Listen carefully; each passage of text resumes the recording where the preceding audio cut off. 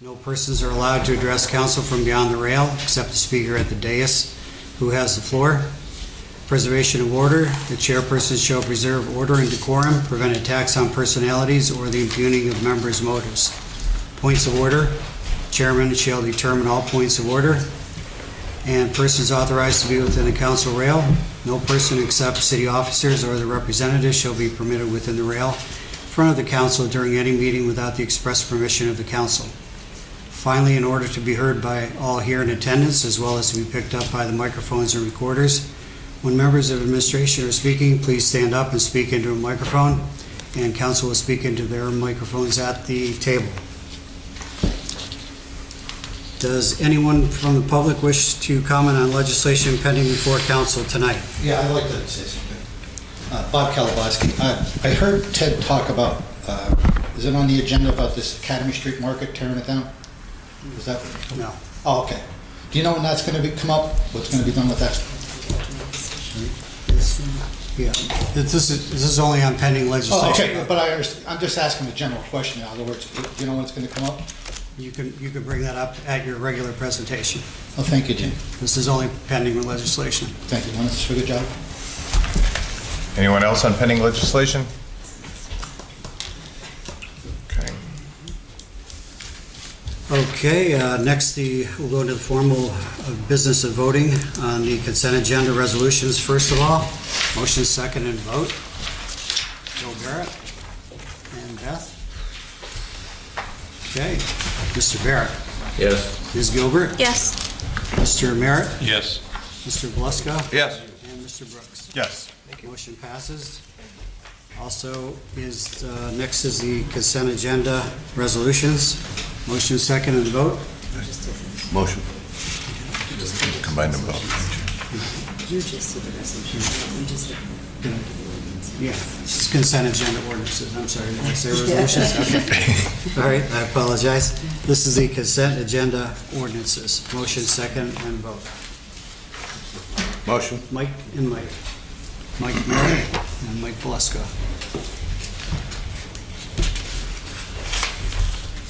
Okay, Mr. Barrett. Yes. Ms. Gilbert. Yes. Mr. Merritt. Yes. Mr. Bluska. Yes. And Mr. Brooks. Yes. Motion passes also. Presentations again, in case anybody has anything. Council presentations, has anyone else to add? Since our Yeah, I forgot something. I'm sorry. The barber shop on Stanton Street. There was just a shooting there in early February again, and it seems like there's been a lot of issues there. At one point, does a property become a nuisance property according to the city, or is there anything that can be done if there's continually crime there over and over? I'm not sure what the definition is exactly, Maureen. I'm not sure if she has it there either, but we can talk to Tim about it. Okay. Yeah, Yeah, it just seems like it's an Yeah. ongoing problem. And absolutely. all right, thank you. It is That's empty all. now.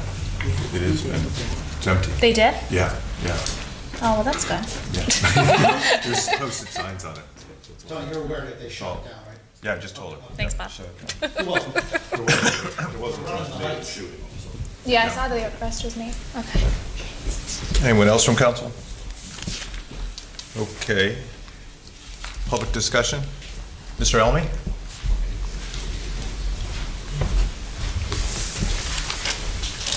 Hi, I'm Kevin Elmy from Parsons section of Wilkes-Barre. I was wondering if you can give us an update on the sober house on Austin Ave. Okay. Don't want to use your full 5 minutes? Mr. Waffle? Again, we have reached out and spoken to Wayne Nickel and spoken to Pastor Joe Roach. We tentatively had a meeting set up, we did this last week, set up a meeting for tomorrow between those two gentlemen and representatives of council, myself, planning and zoning, to, again, hit them with a lot of questions that you're all looking for. I don't know if you were at the Crime Watch meeting on Monday. No. When we were talking about it. So I received a phone call that Pastor Roach couldn't make it, had a conflict. We were still going to go ahead with it, and then some of the council people couldn't make it. So we've now rescheduled it for Friday, March the 2nd. And we will meet with them here, and Again, we've got a lot of questions, and I know that the residents have the same questions, and we're gonna get you some answers. Okay. So, appreciate your diligence as well as keeping us on our toes with it. But as I said at the Crime Watch meeting, it's important to us. I know Bill and Mike both expressed that, and we will get those answers for you. It's just a matter of getting everybody together. Would they be answered for the next meeting, council meeting? Yeah, because it's next Friday is March the 2nd, and then the work session will be the 6th, and then the 8th, if I'm not mistaken. So Okay. unless something happened, which I don't anticipate, we will, right? But we should have those answers for you next Friday. Okay, thank you very much. Kevin, on that, we've been trying to gather as much information as we can from other sources as well, across the state and actually across the country that have these types of situations. I've dedicated a book to it, and I've been in conversation with our assistant attorney, Attorney Collins, to help review all of this. As we discussed at the meeting and at the Crime Watch meeting, there's a lot more to this than I even imagined, dealing with the Fair Housing Act and all the other legislation and anti-discrimination and all those other things that come into play. But we are researching it aggressively to determine what our course of action is going to be. And I thank you for setting up that meeting. I'm sorry it didn't work out for this week, but we will get together next week and meet with the principals that are involved in this to see. Is this the only one in the Wilkes-Barre City area? No, There's other ones? there are other Yeah, ones. they're popping up And they everywhere. weren't addressed? Well, they're actually falling, unless I'm mistaken, under our rental ordinance. They're rental properties of 4 or less unrelated people. So that's how they're operating. That's how they've been opening, and they are licensed rental properties. However, we have some concerns because they are technically a business that is running. It's not just 4 guys that decided to live together.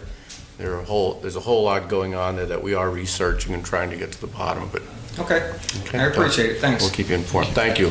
Thank you. Dr. Reisinger?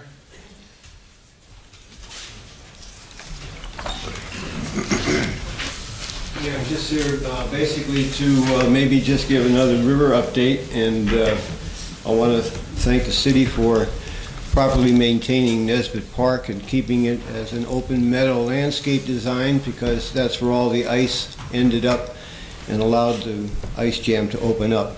And basically what's happening in our river through the whole 11-mile stretch of the levee system is that it's overgrown. And I have information here from the Army Corps I'd like to give to council. Basically how the Army Corps in 2015 said that because of overgrowth and topsoil deposition in bridges within the flood channel, that the levees can no longer prevent another flood. And it's, the risk is increased immensely because of the overgrowth in the flood channel. And you could see how we were saved from the major flood that we had with the open landscape design at Nesbitt Park. If you've been to Nesbitt Park to see all the ice there, and it's the only place in the whole channel where the ice was able to escape the channel. Also in West Pittston, where they have the open river common there, you could see the icebergs that floated into the lawn area because it's not overgrown. Everywhere else on the whole channel is overgrown. The islands have cut 800 feet of channel to 350 feet. So right at the end of West Pittston there, you have an island, and then you have a bridge that was built too low, and then you have another island. And that's why the river is going underneath the levee. I have pictures here from the 2011 flood. And actually, you know, we were flooded with that. And the reason why I'm concerned about it is because I've been trying to have the Seneca Nation come down and invest in our community, because it really is their community.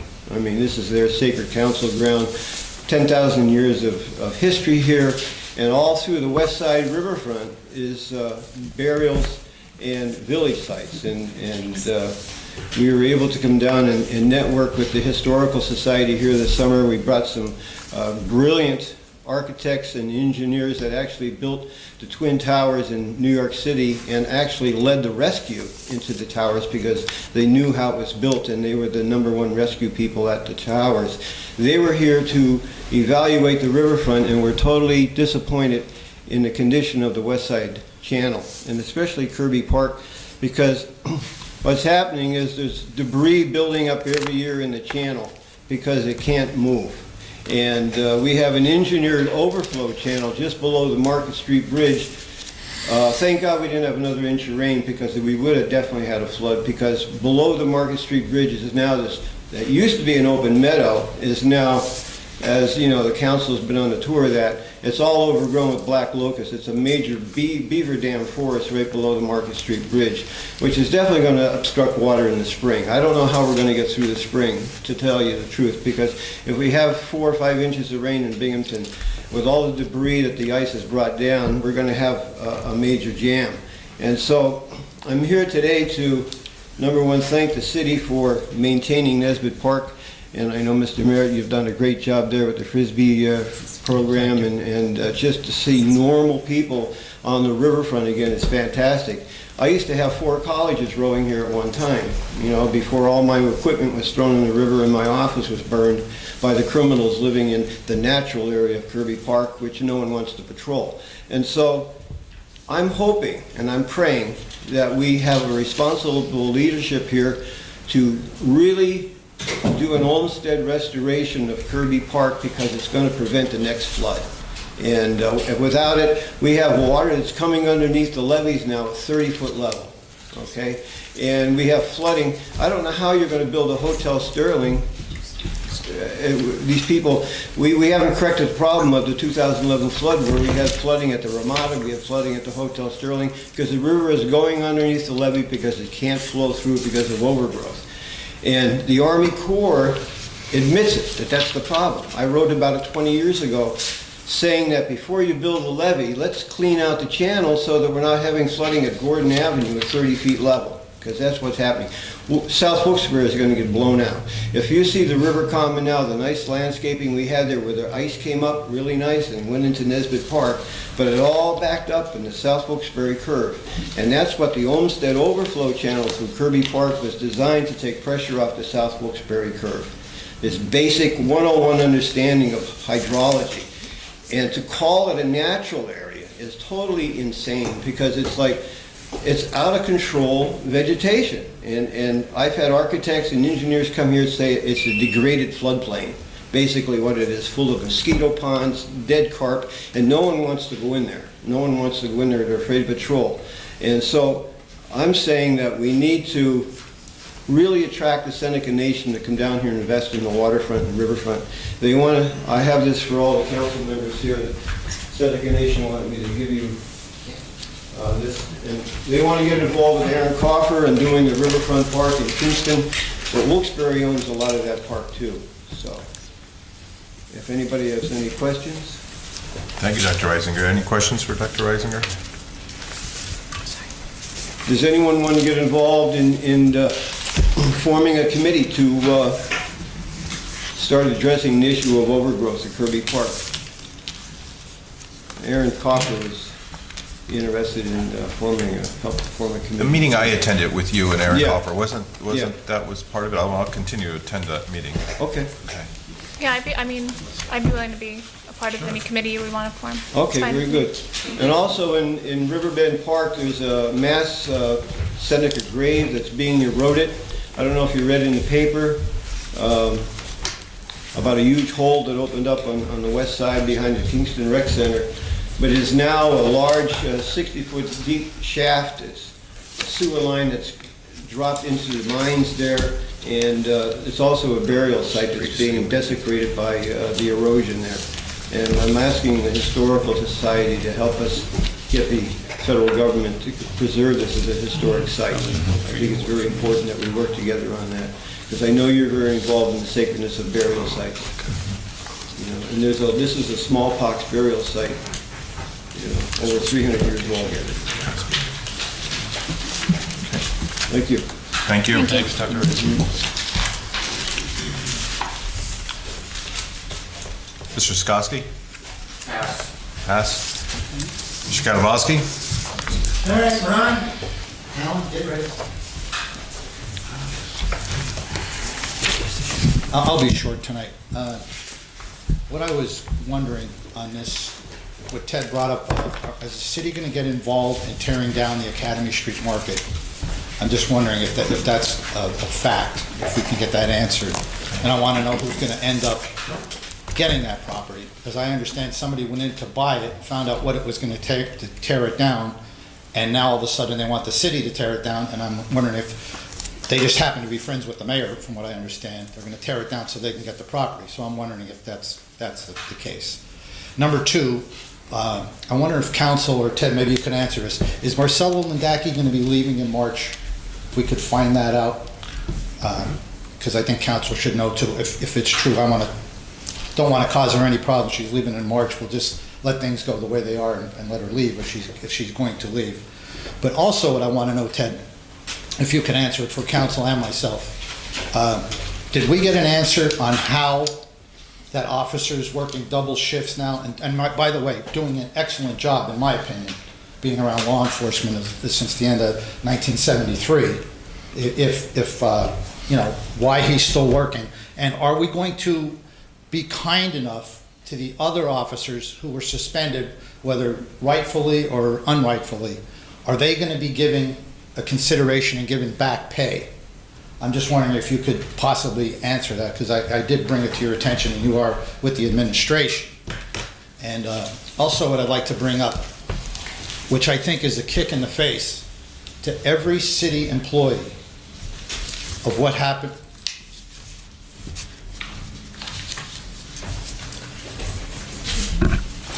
Continue, Bob. Well, it's hard when somebody's standing in front of That's me. Let her okay. do it, and then I'll Well, just you're give you a using couple your extra time. seconds.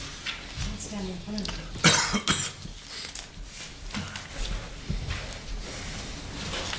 you. I think so, yeah. Go ahead, Bob. Thank you. I know you didn't mean to do that, but I am trying Do my to job. have my, I know. I think what was done here this week with the appointment of Joyce Sikowski, whatever her middle name is, or whatever, this is a kick in the face to the devoted city employees for someone who people consider a sneak, who is basically living outside the city and using her father's address. Is it true? I don't know. Nobody showed me. It is or it isn't. People are referring to her as a sneak. But for somebody to come in here and all of a sudden gets this job, what about the people that worked in the office? What about other devoted city employees? This administration has you think you heard the worst, and then this happens. It's absolutely a kick in the face to devoted city employees for somebody who probably doesn't even live in the city to get that position. It's actually appalling to think that you would take people that work there, and now all of a sudden, here she comes in there. And believe it, I have nothing personal against her. Very nice person. Very nice person. It's disgusting to think that all the devoted city employees, now nothing. Absolutely nothing. Another thing I want to see if the administration can answer for council and myself is, have we looked at how Tom Invarsky is over the police station getting $55,000 a year and collecting his police pension? And believe it, from what I understand, we don't even need him over there. Don't even need him. And I like Tom personally. Probably doesn't like me now, but that's life. I used to help train the canine dogs in the 70s with him. And naturally, they needed somebody smart for the dogs to attack, so naturally I was the guy. But I want to know, Ted, how could he possibly collect a pension and work? And also, because I only got so many seconds left, and I know I'll get thrown out even though the other people had some extra time. What I want to know, Tony, I want to write a nice letter to you, and I want to be put on the next council work session, okay? I want to be able to come in and make a presentation. I found out how we could save some money. And also, I want to just tell you something. I went into Human Resources and asked them, how does council count part-time service towards a full-time pension? And well, I don't know what the girl's name is, very nice. And she said, I don't know, go see Brett Kittredge. So Brett, the man with the beard and the brains, I went into Brett and I says, Brett, let me ask you something. how do we count part-time service towards a full-time pension? I says, other city employees have to work 25, 30 years. These council people, and nothing against you people, are counting that part-time service. And his answer is, I don't know. I said, well, who comes up with the formula to do this? So I think council should look into this. And as I told you, I brought it to the attention of the Auditor General, and he just could not believe it. And, you know, I'm just wondering if you could get this answered. Now, Ted, you think you could answer me on the Tom Varsky and on the police? Mr. Wall, you're finished now? Yeah, Okay, thank I was you. over time. On the Academy Thank you for the extra time, Jim. Academy Market. So Academy Market is being bid to come down. It's being, going to be run through OCD. That has been a blighted property in that neighborhood for as long as I can remember. And it's been a complaint. I live in that area, as you know. And the neighbors have been complaining about that for a long time, and I'm thrilled that they're in the process of going through the demolition process. It will be, the property will be liened, so it's not a free demo.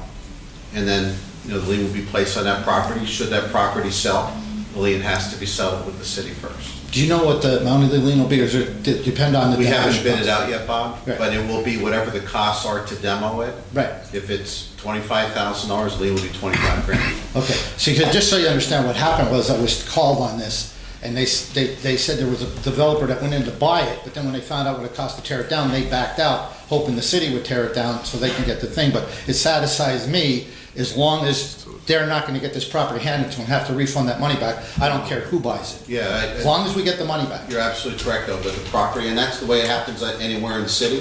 If they have to, knock the property down, if we have to end up knocking any of these properties down up on Fulton Street using OCD money, the property will be liened, Okay. so. Now, and Varsky and the police. On Varsky, first of all, if he's collecting a police pension, and I'm not aware of that. He is. He is not part of that, he's now part of non-uniform, so he could be collecting a police pension because he's not working. Is that legal? I guess we can look into it, I'm assuming it is, or we would have not be doing it. All right, how about we do this? How about we have the city attorney's office look in to make sure it's legal? Because I was told you can't do it. It's a different pension fund, but we could sure look I into it. mean, there's a lot of people that are concerned about it. And also now, what about the police? Which part? The part, the officers, we have the one officer was suspended for 45 days who's now not suspended, who's working double shifts, even though he was in trouble. Now I guess he's out of trouble. But what about the other officers? Are their suspensions going to be reduced, and are they going to be refunded? So it's, and you're not gonna like the answer to that, but anytime it's like that, it's a personnel issue, we're not gonna discuss that. All right, do we have representation on the lawsuit yet? Because I've been trying to find it so I could write to who's going to defend the lawsuit, so I could write to them and tell them the information. I've been checking. The city's always reviewing their litigation. Pardon me? The city is always looking at our litigation, and Yeah, but I mean, did the insurance company appoint counsel to defend the city yet, do you know? I'm not aware. Yeah, because I've been trying to find it. If they do it, would you give me a call? I've been checking every couple of days. I'm persistent. Yes, sure. In regards to city council Yeah. contributing towards a pension, to my knowledge, it's state mandated. I know former council members have tried to opt out of the pension, and they received letters saying that they do have to contribute. I mean, if I had the option not to, I wouldn't. And you're right, but see, here's the problem, Beth. How do you, I know, come on. Quick. How do you count part-time service towards a full-time pension? In other words, Bill worked 30 years or whatever to be a policeman. He deserves his pension. How does somebody that worked here part-time deserve a better pension? I know, I'm in agreement with you. Right, so just take a look at it, because if I went to Brett and the lady and she don't know, well, who the heck's making the decision? What's the formula? Thank you, Bob. Okay, Bob, you bring this up numerous times every year, and you ask the same question. You get the same answers. You've been told why it can be done. You've been given an explanation by the city attorney's office many times. You've also got an explanation from the attorney for the pension board. No, I didn't. So you keep getting answers, Bob, and you just don't like the answers. As far as the Auditor General's office, Mr. Di Pasquale, What is he going to do about it, Bob? What did he say he's going to do?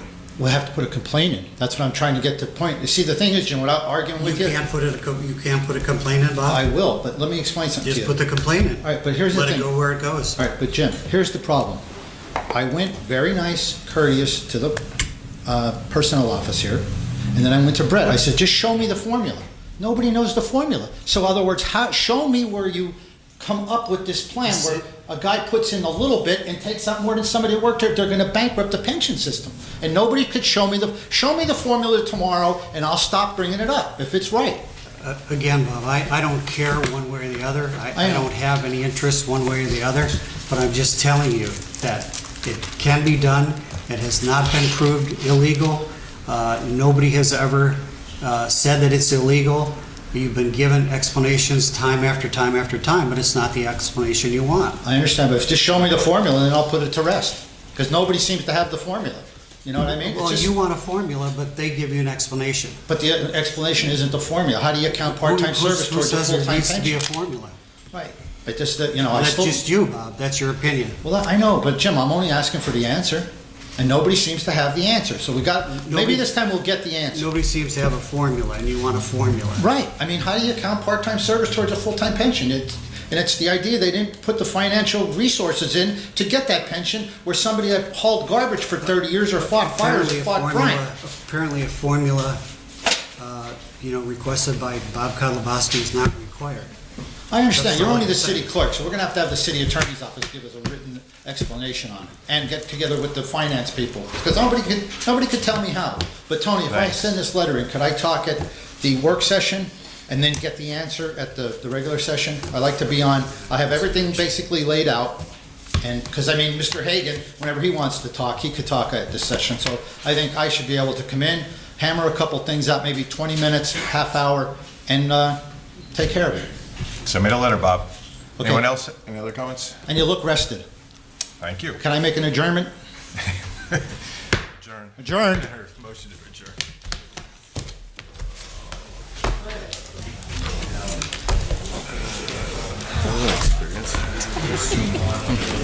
Always is.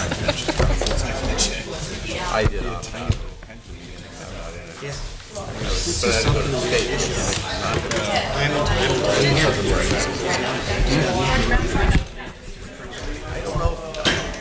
There's something like, I could because of, Ah, yes, I do know what, these are.